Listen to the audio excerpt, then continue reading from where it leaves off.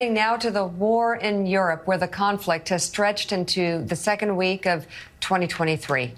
This past week, members of the Senate Armed Services Committee visited Kyiv and met with Ukrainian President Volodymyr Zelensky. The Senate Armed Services Committee helps oversee the tracking of funds and materials sent to Ukraine. Independent Senator Angus King of Maine says while he was there, he was impressed by Ukraine's level of accounting and accountability for those assets.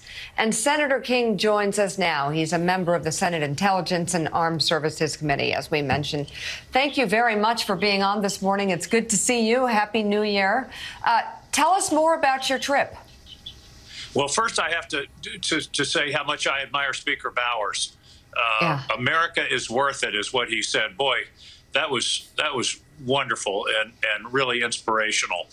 And frankly, the trip was inspirational. It's not easy to get to Kyiv. It involves flying into Poland and then a 10-hour overnight train ride, and then a full day of meetings, including with President Zelensky. And as you mentioned, one of the parts of the mission for me was accountability. We're spending a lot of money defending Ukraine, as we should, and I certainly will argue that with all comers. But we've got to be sure it's being spent effectively and well and according to the rules that we're putting in place. And that's what that's one of the things that I really was focused upon. In fact, I raised it with President Zelensky himself. I said, look, if you have a scandal, if you misuse these resources, it's gonna sink the support in the U.S. And he got that.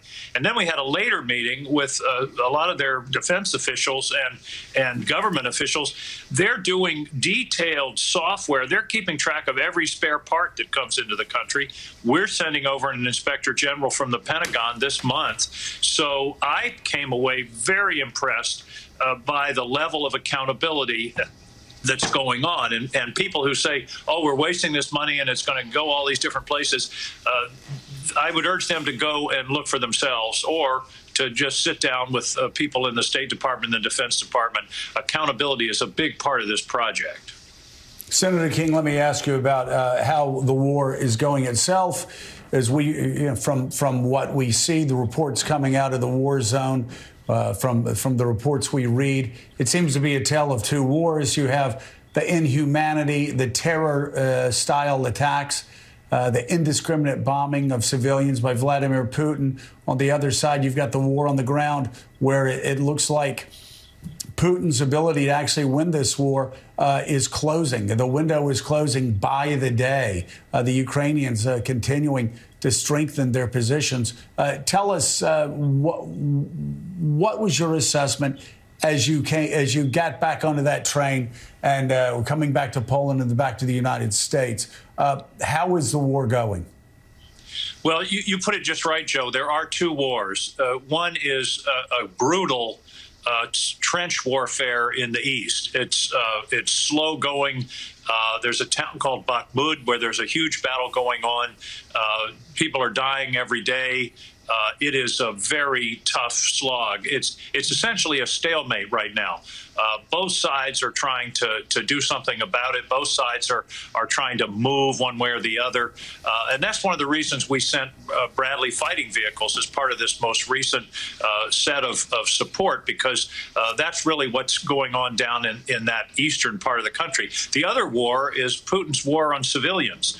I was at the headquarters of the electrical system in Kyiv, which was bombed. They had struck that building as part of this campaign to put people away from electricity. And by the way, one of the other problems that we don't know much about here, they have what's called district heating in many places in Ukraine, which means instead of having a furnace in your home, there's a big central heating area that heats apartment buildings and large buildings like that from a central place. So they're trying to strike that as well.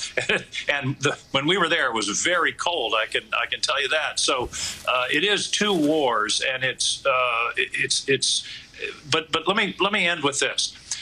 Putin's last gasp is dividing us. That's his goal. He knows that he's not going to be able to defeat the determined people of Ukraine as long as the West is supplying them with the material and weapons that they need. So what he's trying to do now is divide us, and that's what really bothers me, is hearing this crowd in the Congress talking about cutting off aid. We got to help our own people first. These people are dying for us, for our values. And if you don't stop dictators, history tells us they're going to keep going. I mean, you don't have to go back further than 1938 in the Sudetenland. So this is where the rule of law and democracy is being fought out, and the people of Ukraine are on the front lines, and we need to continue to support them. Senator Angus King of Maine, thank you very much for being on. It's really good to see you. We appreciate it. Nice to see you.